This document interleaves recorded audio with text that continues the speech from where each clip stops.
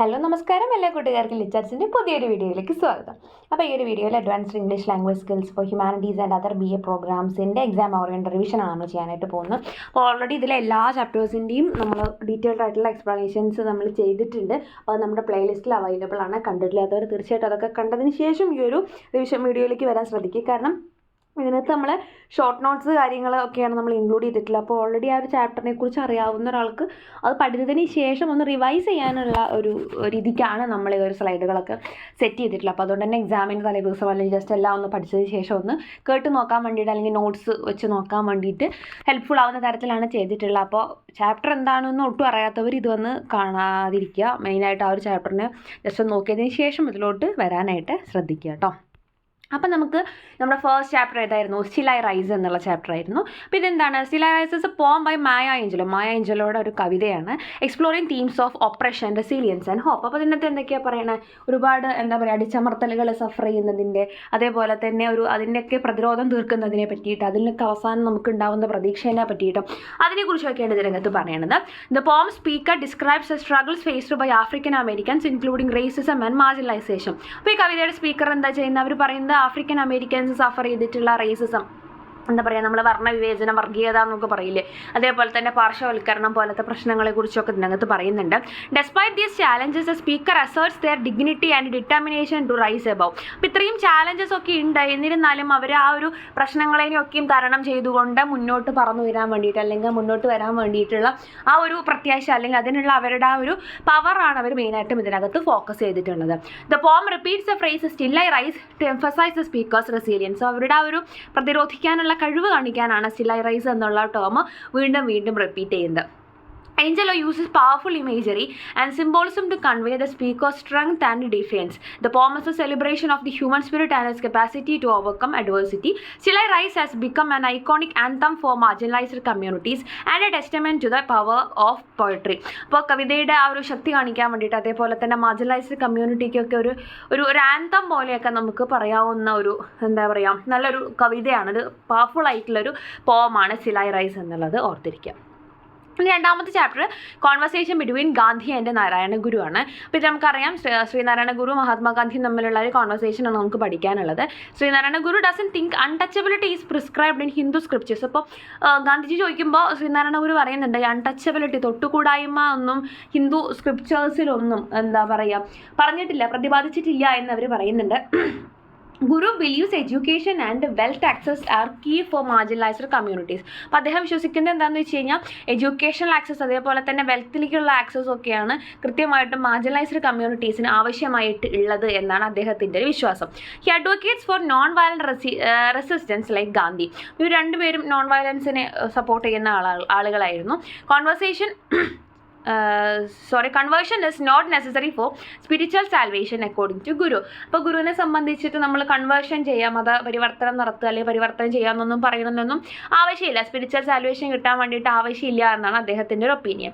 Guru things Hinduism is sufficient four spiritual salvation. അതേപോലെ തന്നെ ഒരു സ്പിരിച്വലി നമുക്ക് ആ ഒരു സാൽവേഷൻ കിട്ടണമെന്നുണ്ടെങ്കിൽ അത് ഹിന്ദുയിസം തന്നെ പര്യാപ്തമാണ് എന്നാണ് അദ്ദേഹത്തിൻ്റെ ഒരു അഭിപ്രായം. His temples are open to everyone regardless of caste. അതായത് ഈ ഒരു ചാപ്റ്ററിൽ ഗാന്ധിജി കുറേ ക്വസ്റ്റ്യൻസ് അദ്ദേഹത്തിനോട് ചോദിക്കുന്നുണ്ട്, അതിന് ആൻസേഴ്സ് അദ്ദേഹം പറയണം. ആ ആൻസേഴ്സാണ് നമ്മളിവിടെ പോയിന്റ്സ് ആയിട്ട് എഴുതിയിട്ടുള്ളത് കേട്ടോ. അപ്പോൾ അദ്ദേഹത്തിൻ്റെ അമ്പലങ്ങളിൽ, ടെമ്പിൾസിലൊന്നും, എന്താ പറയുക, എല്ലാവർക്കും ഓപ്പൺ ആണ്. കയ്യിൽ കാസ്റ്റ് ഭേദം, താഴ്ന്ന ജാതിക്കാർക്ക് കയറാൻ പാടില്ല, അങ്ങനെയൊന്നും അവിടെ ഇല്ല. Guru promotes equality and access for marginalised communities.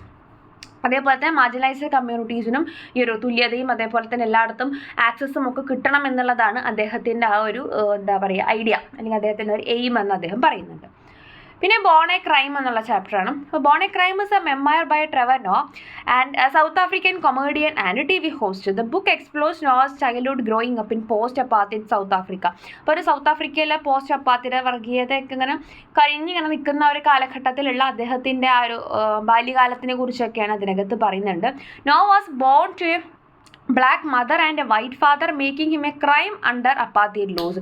അപ്പോൾ ഇത്തരത്തിൽ ആ ഒരു എന്താ പറയുക, ബ്ലാക്ക് മദറിന് ആ ഒരു വൈറ്റ് ഫാദറിൽ ഉണ്ടാവുന്ന ഒരു കുട്ടി എന്ന് പറയുന്നത്, അല്ലെങ്കിൽ അവർ തമ്മിലുള്ള റിലേഷൻ എന്ന് പറയുന്നത് തന്നെ ഒരു ക്രൈമായിട്ട്, അല്ലെങ്കിൽ അതിൻ്റെ ഒരു റിസൾട്ടായിട്ട് ഉണ്ടാവുന്ന ഒരു കുട്ടി എന്നുള്ള രീതിക്കാണ് ആ ഒരു സമൂഹം അയാളെ നോക്കിക്കണ്ടിട്ടുണ്ടായിരുന്നത്.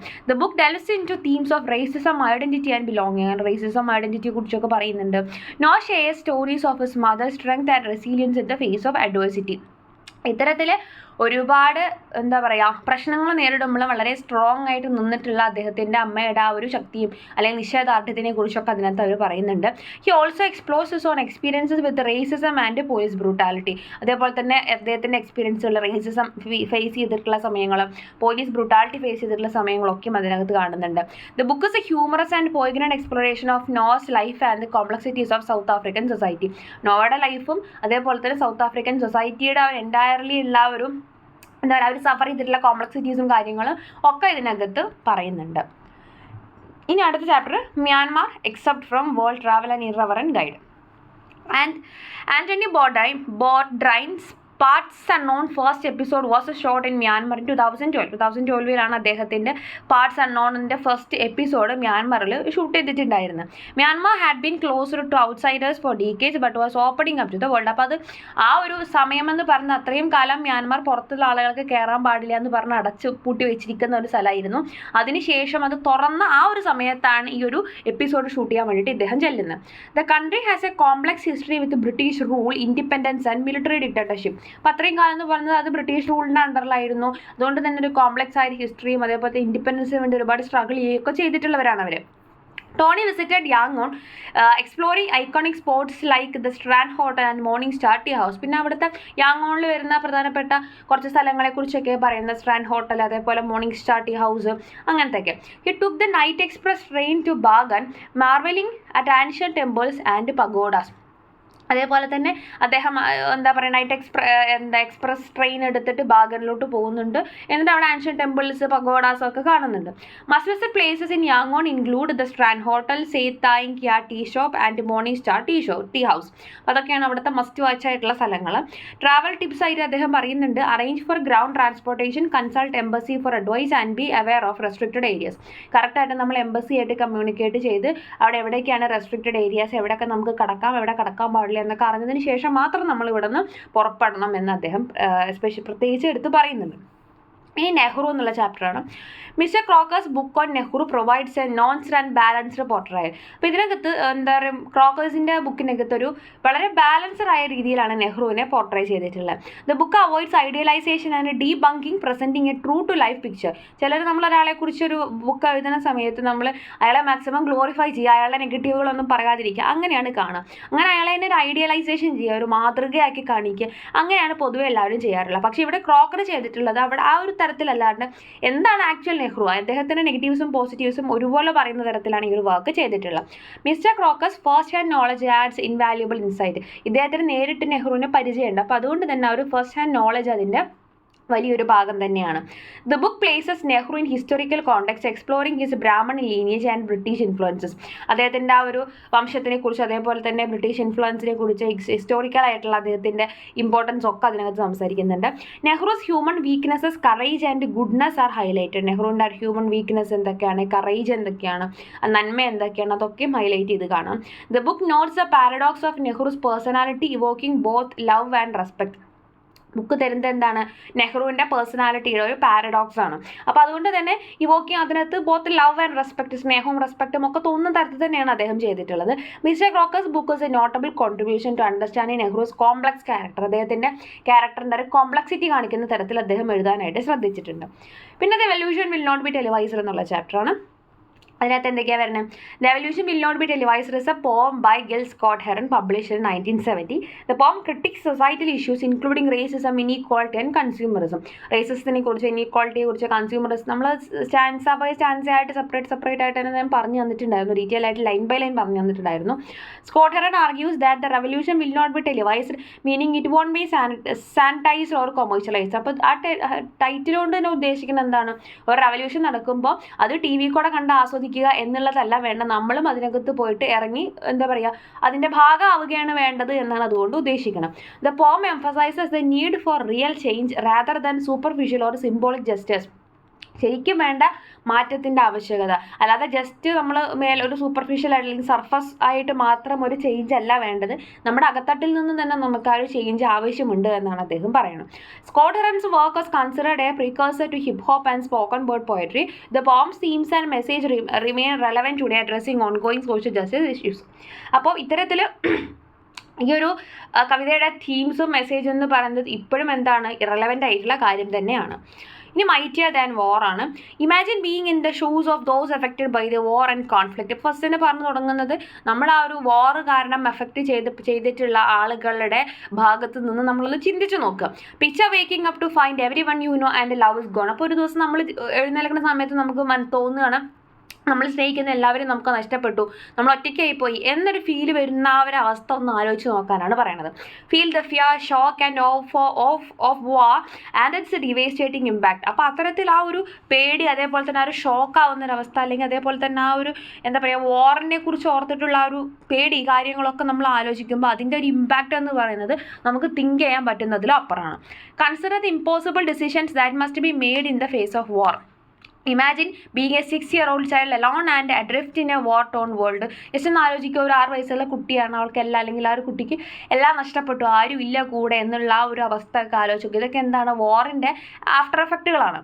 Think about the future and whether our children and grandchildren will know a war without war. അപ്പോൾ അദ്ദേഹം ചോദിക്കുകയാണ്, അതായത് ഒരു നമ്മുടെ ഭാവിയിൽ വരുന്ന കുട്ടികൾ അല്ലെങ്കിൽ പേരക്കുട്ടികളോടൊക്കെ ചോദിക്കുമ്പോൾ യുദ്ധം എന്താണ് എന്ന് ചോദിക്കുന്ന സമയത്ത് അവർക്കത് അറിയില്ല എന്ന് പറയുന്ന സിറ്റുവേഷൻ ആണെങ്കിൽ അത് വളരെ നല്ലൊരു കാര്യമാണ്. അതേസമയം ആ ഒരു യുദ്ധത്തിൻ്റെ പരിണതഫലം ആ ഒരു തലമുറയും അനുഭവിക്കുന്നുണ്ടെങ്കിൽ ആ ഒരു സിറ്റുവേഷൻ ഒന്ന് ആലോചിച്ച് നോക്കൂ. Envision rebuilding with defiance, pride and the resilience of the human spirit. Reflect on what we are fighting for and the importance of fighting answers to this question. അപ്പോൾ അദ്ദേഹം പറയുന്നത് എന്തിനാണ് നമ്മൾ യുദ്ധം ചെയ്യുന്നത് അല്ലെങ്കിൽ എന്തിനു വേണ്ടിയിട്ടാണെന്നൊരു ചോദ്യം ചോദിച്ചിട്ടുണ്ടെങ്കിൽ അതിന് നമുക്ക് ആൻസർ ഇല്ലാത്ത ഒരവസ്ഥയാണ് എന്നാണ് പറയുന്നത്. പിന്നെ the true story of 3 little pigs എന്നുള്ള വളരെ സിമ്പിളായിട്ടുള്ള ചാപ്റ്ററാണ്. നമ്മൾ ഓൾറെഡി അതിൻ്റെ ഒറിജിനൽ സ്റ്റോറി പറഞ്ഞു. ആ ഒരു സ്റ്റോറിയുടെ അതിൽ വില്ലൻ കഥാപാത്രമായിട്ട് വരുന്ന ആ ഒരു വുൾഫിന് അല്ലെങ്കിൽ ആ ഒരു വുൾഫിൻ്റെ പോയിന്റ് ഓഫ് വ്യൂവിലുള്ള കഥയാണ് നമുക്കിപ്പോൾ പഠിക്കാനുള്ള the true story of 3 little pigs എന്നുള്ളത്. The true story of 3 little pigs is a children's book by Jon Scieszka. The story is a humorous retelling of the classic fairy tale from the wolf's perspective.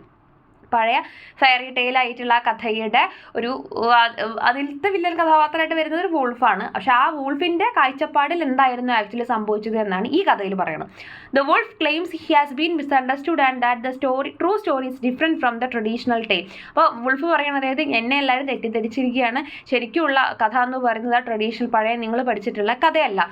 He explains that he was simply trying to borrow sugar from his neighbours but they are refused. അപ്പോൾ അവൻ പറയുകയാണ്, അതായത് ഞാൻ just എൻ്റെ നെയ്ബേഴ്സിൻ്റെ അടുത്ത് പോയിട്ട് ഞാൻ ആ ഷുഗർ വാങ്ങിക്കാൻ വേണ്ടി പോയതുള്ളൂ, പക്ഷെ അവരത് നിരസിക്കുകയാണ് ചെയ്തത്. The wolf's attempts to get sugar lead a series of events that ultimately result in the destruction of the pigs' home.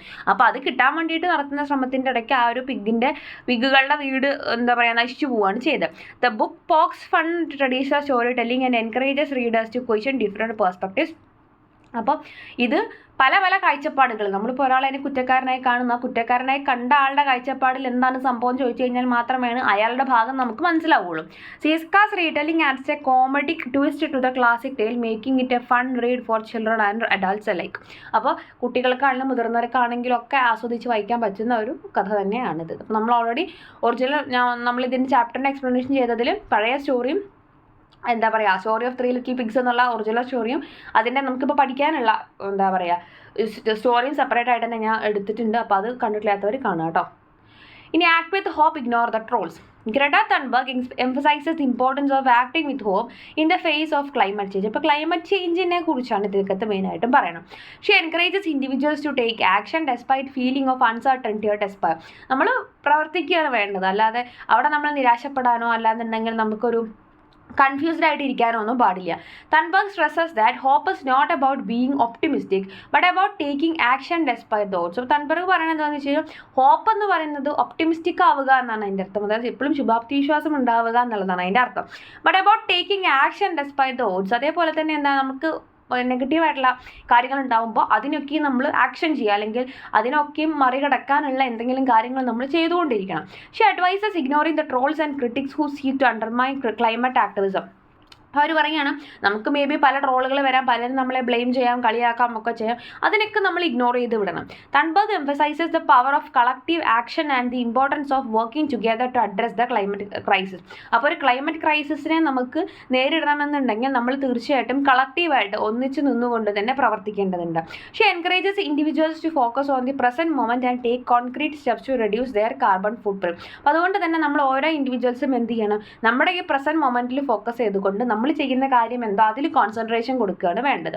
തൺബർഗ്സ് message is one of empowerment urging individuals to take control of their own actions and demand change from leaders. അപ്പോൾ അതുകൊണ്ട് അദ്ദേഹത്തിൻ്റെ അവരുടെ message എന്ന് പറയുന്നത് വളരെ empowerment കൊണ്ടുവരുന്നതാണ്, empowering ആയിട്ടുള്ള കാര്യമാണ്. ഇൻഡിവിജ്വൽസിനൊക്കെ അവരുടെ ആക്ഷൻസിന് അല്ലെങ്കിൽ അവരുടെ സ്വഭാവത്തിൽ അല്ലെങ്കിൽ അവരുടെ പ്രവൃത്തിയിൽ പോസിറ്റീവായ ചേഞ്ചസ് കൊണ്ടുവരാൻ വേണ്ടിയിട്ടൊക്കെയും സപ്പോർട്ട് ചെയ്യുന്ന അല്ലെങ്കിൽ പ്രൊമോട്ട് ചെയ്യുന്ന തരത്തിലുള്ള ഒരു വാക്കാണ് അവരുടേത്. ഇനി Bezwada Wilson in conversation with Perumal Murugan എന്നുള്ള ചാപ്റ്ററാണ്. Bezwada Wilson fights against manual scavenging ചെയ്യുന്ന, അതായത് ക്ലീനിങ് കാര്യങ്ങളൊക്കെ ചെയ്യുന്ന വിഭാഗത്തിൽപ്പെട്ട ആളാണ് അദ്ദേഹം. He shares his personal experience with manual scavenging. അദ്ദേഹത്തിൻ്റെ എക്സ്പീരിയൻസിനെ കുറിച്ചൊക്കെ പറയുന്നുണ്ട്. Laws banning manual scavenging are not enforced. അപ്പോൾ അദ്ദേഹത്തിനെ സംബന്ധിച്ച് ഈ ഒരു ക്ലീനിങ് ഓടകളിലെ സെപ്റ്റിക് ടാങ്കുകളിലൊക്കെ ഇറങ്ങി മനുഷ്യന്മാരെ ക്ലീൻ ചെയ്യുക എന്ന് പറയുന്നത് അത്രയും ബുദ്ധിമുട്ടുള്ളൊരു കാര്യമാണ്. അതുകൊണ്ട് തന്നെ അത് ബാൻ ചെയ്യപ്പെടണമെന്ന് ആഗ്രഹിക്കുന്ന ഒരാളാണ്. അപ്പോൾ അത് അദ്ദേഹത്തിൻ്റെ എക്സ്പീരിയൻസ് വെച്ചിട്ട് തന്നെയാണ് അദ്ദേഹം പറയണം. അപ്പോൾ അദ്ദേഹം പറയുകയാണ് ഇത്തരത്തിൽ മാനുവൽ സ്കാവഞ്ചിങ് ബാൻ ചെയ്യാൻ വേണ്ടിയിട്ടുള്ള ലോസൊക്കെ വളരെ ഫീബിളായിട്ടുള്ള അല്ലെങ്കിൽ വളരെ വീക്കായിട്ടാണ് കാണുന്നത്. Lack of technology perpetuates manual scavenging. അതേപോലെ ഈ മനുഷ്യരിറങ്ങി ക്ലീൻ ചെയ്യുന്നതിന് പകരം നമ്മൾ ടെക്നോളജി നല്ല രീതിയിൽ യൂസ് ചെയ്താൽ മതി, പക്ഷേ അതും കാര്യമായിട്ട് നടക്കുന്നില്ല. Societal attitudes define manual scavenging. Societal ആറ്റിറ്റ്യൂഡ്സും ഈ പറഞ്ഞമാർക്ക് മാനുവൽ സ്കാവഞ്ചിങ്ങിനെ ബാധിക്കുന്ന ഒരു കാര്യമാണ്. ചില വിഭാഗത്തിൽപ്പെട്ട ആളുകൾക്ക് ഈ ഒരു തൊഴിൽ ചെയ്യാൻ പാടുള്ളൂ എന്നുള്ളൊരു മനോഭാവം, അത്തരത്തിലുള്ള ആളുകളെ സമൂഹത്തിൽ നിന്ന് മാറ്റി നിർത്തുന്ന ഒരു സ്വഭാവം, ഇതൊക്കെയും അതിൻ്റെ ഭാഗങ്ങളാണ്. Wilson's organisation SKF works to eradicate manual scavenging. അപ്പോൾ അതിനുള്ള അദ്ദേഹത്തിൻ്റെ ഇതിനൊക്കെ പ്രൊട്ടസ്റ്റ് ചെയ്യാൻ വേണ്ടി അദ്ദേഹം കൊണ്ടുവന്നുള്ള ഓർഗനൈസേഷനാണ് SKA. He emphasises collective action and social change. അപ്പോൾ അദ്ദേഹം അവിടെ ഊന്നി പറയുന്നത് എന്താണ്, ഒന്നിച്ച് നിന്നുകൊണ്ട് ഈ ഒരു സാമൂഹികമായിട്ടുള്ള മാറ്റത്തിന് വേണ്ടിയിട്ട് തുടക്കം കുറിക്കാൻ വേണ്ടിയിട്ടുള്ള കാര്യങ്ങളാണ്. Wilson refuses awards recognising sanitation workers bravery instead. അദ്ദേഹത്തിന് അതിന് അവാർഡ്സ് ഒന്നും അദ്ദേഹം ആഗ്രഹിക്കുന്നില്ല. ഇത്തരത്തിലുള്ള ജോലി ചെയ്യുന്ന ആളുകളെ തിരിച്ചറിയണം, അവർക്കാണ് അത്തരത്തിലുള്ള കാര്യങ്ങൾ ചെയ്തു കൊടുക്കേണ്ടത് എന്നൊരു അഭിപ്രായമാണ് അദ്ദേഹത്തിനുള്ളത്. ഇനിയുള്ളത് ദ ബ്ലാക്ക് ബോൾ എന്നുള്ള ചാപ്റ്ററാണ്. The narrator a black man works as a janitor and lives with his 4-year-old son in the quarters above the garage. അപ്പോൾ അത്തരത്തിൽ വീട്ടിലെ ജോലികൾ കാര്യങ്ങളൊക്കെ ചെയ്യാൻ വേണ്ടിയിട്ടുള്ളൊരു ബ്ലാക്ക് മാൻ ആണ് മെയിനായിട്ട് കഥാപാത്രം വരുന്നത്. അദ്ദേഹത്തിൻ്റെ മകനുമാണ് അതിനകത്ത് മെയിനായിട്ട് വരുന്നത്. 4 വയസ്സുള്ള മകനാണ്. Narrator son asks if is black and the narrator response that his brown. അപ്പോൾ ഫസ്റ്റ് എൻ്റെ മകൻ വന്ന് ചോദിക്കുന്നുണ്ട്, അച്ഛാ ഞാൻ ബ്ലാക്ക് ആണോ കറുത്തിട്ടാണോ എന്നൊന്ന് ചോദിക്കുന്നുണ്ട്. അപ്പം നറേറ്റർ പറയുന്നുണ്ട് ഇല്ല നീ ബ്രൗൺ കളറാണ്. A white union organiser approaches the narrator sharing his scars from being burned of defending a black friend accused of rape. അപ്പോൾ അതിനൊക്കെ ഒരു വൈറ്റ് ഒരു യൂണിയൻ ഓർഗനൈസർ അവിടെ വന്നിട്ട് അദ്ദേഹത്തിനെ മീറ്റ് ചെയ്യുന്നുണ്ട്. അദ്ദേഹം ഇത്തരത്തിൽ ബ്ലാക്ക് പീപ്പിളിൻ്റെ ഉന്നമനത്തിന് വേണ്ടി പ്രവർത്തിക്കുന്നയാളാണ്. അങ്ങനെ ഒരു ബ്ലാക്ക് മാനെ രക്ഷിക്കാൻ ശ്രമിക്കുന്നതിൻ്റെ ഇടയ്ക്ക്, ഒരു റേപ്പ് കേസിൽ നിന്നും രക്ഷിക്കാൻ ശ്രമിക്കുന്നതിനിടയ്ക്ക് അദ്ദേഹത്തിന് ഏറ്റിട്ടുള്ള മുറിവുകളൊക്കെ കാണിച്ചു കൊടുക്കുന്നൊക്കെ ഉണ്ട്. പക്ഷെ നമ്മുടെ നരേറ്റർ വിശ്വസിക്കുന്നില്ല. കാരണം ബ്ലാക്ക് പീപ്പിളിന് വേണ്ടി പ്രവർത്തിക്കാൻ വേണ്ടിയിട്ടൊരു വൈറ്റ് മാൻ ഉണ്ടാവുമോ എന്നുള്ള രീതിക്ക് സംശയാസ്പദമായിട്ടാണ് അദ്ദേഹം ഇയാളെ നോക്കുന്നത്. The organiser invites a narrator to a union meeting aiming to organise building service workers. അപ്പോൾ ഈ ഓർഗനൈസർ അദ്ദേഹത്തിന് കാർഡൊക്കെ കൊടുക്കുന്നുണ്ട് അവരുടെ ഓർഗനൈസേഷൻ്റെ മീറ്റിങ്ങിനൊക്കെ വരാൻ വേണ്ടിയിട്ട്. The narrator son loses his ball which is thrown into the manager's office window. അതിനുശേഷം ഉണ്ടാകുന്ന ഇൻസിഡൻ്റാണ് നമ്മുടെ നരേറ്ററുടെ മകൻ്റെ ബോൾ കാണുന്നില്ല. ആ ബോൾ വേറെ ഏതൊരു കുട്ടി എടുത്തിട്ട് പുറത്തേക്ക് എറിഞ്ഞിട്ടുണ്ടാണ്. ആ ഒരു പുറത്തേക്ക് എറിഞ്ഞ ബോൾ ചെന്ന് വീണത് മാനേജറുടെ ഓഫീസ് വിൻഡോയിലാണ്. The manager reprimands the narrator threatening to fire him if his son is seen in the front area again. അപ്പോൾ അതിന് നല്ല പ്രശ്നം ഉണ്ടാവുന്നുണ്ട്. മാനേജർ വന്നിട്ട് ഇയാളെ നല്ലോണം ചീത്ത പറയുന്നൊക്കെ ഉണ്ട്. ഇനി മകനെ പുറത്ത് കണ്ടിട്ടുണ്ടെങ്കിൽ ശരിയാക്കി തരാമെന്നൊക്കെ പറയുന്നുണ്ട്. പക്ഷെ ആക്ച്വലി അവനല്ല, കുട്ടിയല്ല, പന്ത് പുറത്തേക്ക് എറിഞ്ഞിട്ടുണ്ടായിരുന്നു. The narrator reflects on the encounter, realizing his son is learning the harsh realities of racism. അപ്പോൾ അദ്ദേഹത്തിന് ഇങ്ങനെ മനസ്സിലാവണം, അതായത് ഞാൻ അനുഭവിച്ച അതേ റേസിസം തന്നെ ഇവനും അനുഭവിക്കാൻ പോവാണ്, അത് ഇവൻ ഇങ്ങനെ മനസ്സിലാക്കിക്കൊണ്ടിരിക്കുകയാണ് എന്ന് അദ്ദേഹം പറയുന്നുണ്ട്. ബ്ലാക്ക് ബോൾ കൊണ്ട് ഉദ്ദേശിക്കുന്നത് തന്നെ ആ ഒരു റേസിസത്തിനെ ഇൻഡിക്കേറ്റ് ചെയ്യാനാണ്. ഇനി I'm not that woman എന്നുള്ള ഒരു അടിപൊളി പവർഫുൾ ആയിട്ടുള്ളൊരു കവിതയാണ്. The poem challenges patriarchal norms and societal expectations. സൊസൈറ്റലായിട്ട് സാമൂഹികമായിട്ടുള്ള ഒരു പ്രതീക്ഷ, അതായത് സ്ത്രീകളായി അങ്ങനെ വേണം ഇങ്ങനെ വേണം എന്നൊക്കെയുള്ള സംഭവങ്ങളുണ്ടല്ലോ, അത്തരത്തിലുള്ള കാര്യങ്ങളെയൊക്കെയും എതിർക്കുന്ന തരത്തിലുള്ള ഒരു കവിതയാണത്. The speaker rejects being confined to traditional roles of a woman.